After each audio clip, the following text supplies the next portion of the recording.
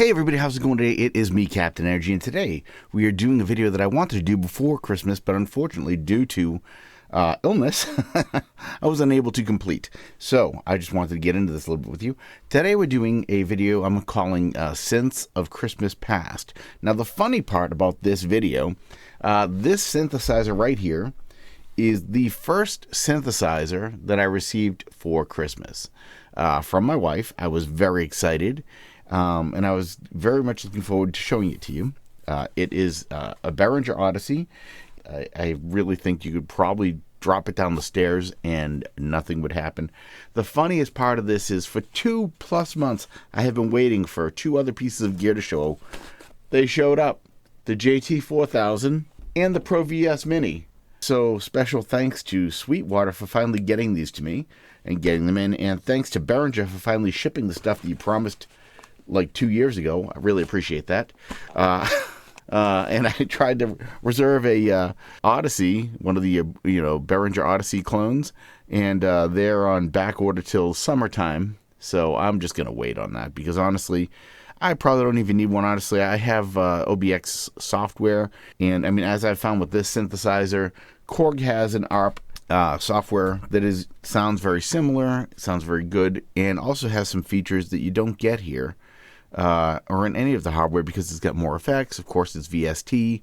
I can use it in my DAW without having to sit and set 500 dials or sliders, whatever. But this synth is super fun to use, and I'm going to let you listen to it. I'm going to turn the microphone off, and I'm just going to play around with it a little bit so you can hear some of the sounds it can make. And then we can talk about it a little bit and go over what is all going on the face here. Also, that the software that is available with this from Behringher, the Tribe software, if you're not a Behringher person, you don't know what I'm talking about. But they have this one software package that they distribute called the Software Tribe or Synth Tribe or something to that effect, which connects to all of their synthesizers so far that I know of, and allows you to do software updates. If there's a software update, you can do it from there. Also, you can program the sequencer. Also, you can change certain parameters of the synthesizer. It's really great sounding synth. And honestly, the analog sound of a synthesizer can almost never truly be recreated with a sample. I mean, it can be captured at the moment. Oh, look at this.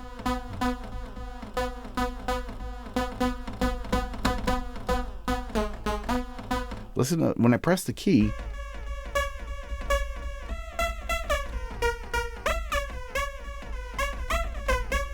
every time I press it, it's kind of got a little variation. And if I've got the LFO going,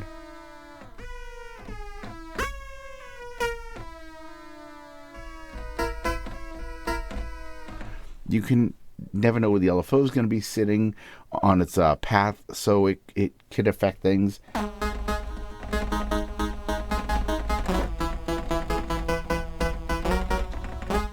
And it's duophonic, so you get that kind of effect where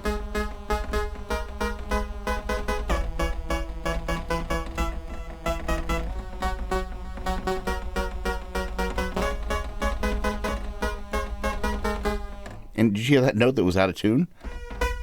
Yeah, I mean, like, these are the things that happen on an analog synth that cannot be captured in a sample. Just because samples, it's a static picture of something.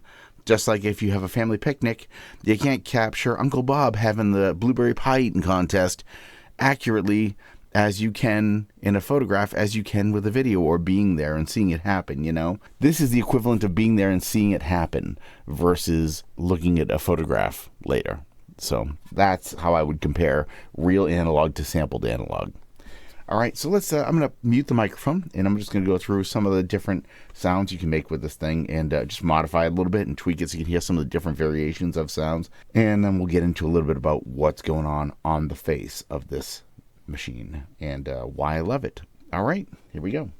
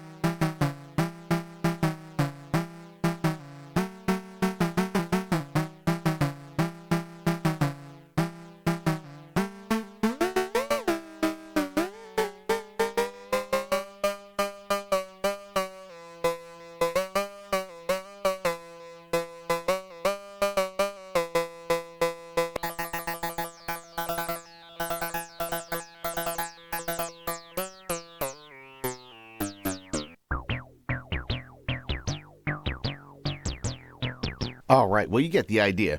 This thing is insane. I mean, so many sound possibilities. We have white and pink noise, ring modulator. It's got 2 VCOs, okay? So we've got 2 voltage control oscillators. That's the, you'll notice here there's blue and green here, and that kind of carries through over here. You'll see that the blue oscillator's 1, green oscillator's 2, and the noise tends to fall into the green also. That's or it seems to fall into the green also. It does follow standard ARP color scheme. I'm guessing they just went with it because it was standard. There are 2 types of envelopes here. We have an attack and release, and we have an attack, decay, sustain, release. The attack and release is just these 2 sliders here.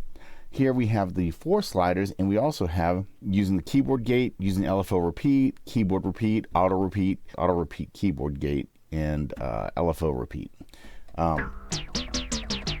We've got sample and hold mixer. We've got a low frequency oscillator. We've got 3 different types of filters here. We've got a 2-pole, we've got a 4-pole, and another 4-pole.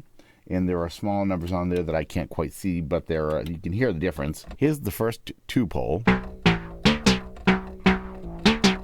Here's the second, which is a 4-pole. And here's the third, which is also a 4-pole. We can control the cutoff frequency right here, beyond the 2. There's a gain here for the amplifier.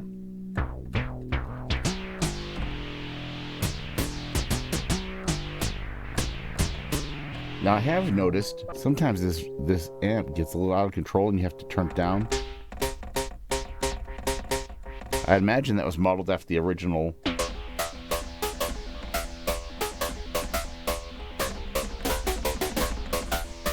I'm not sure why that is, but like if I leave it up, it'll be, yeah, so I just turn it down to about there. See it. We have a drive here.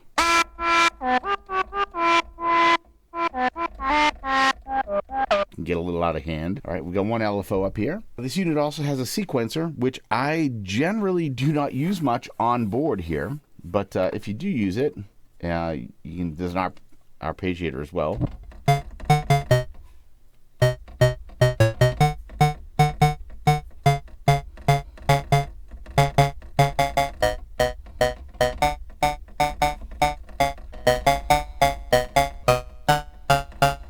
So using the attack, decay, sustain, release envelope over here, you can switch from normal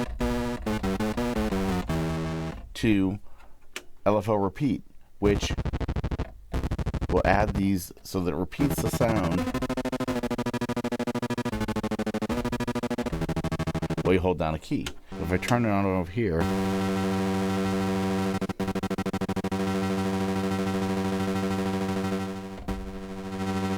or you can have it so it's kind of built into the sound.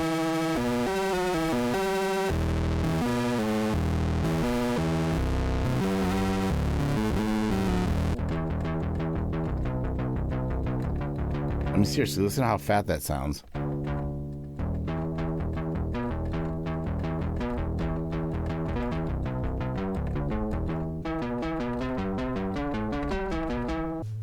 Anyway, aside from the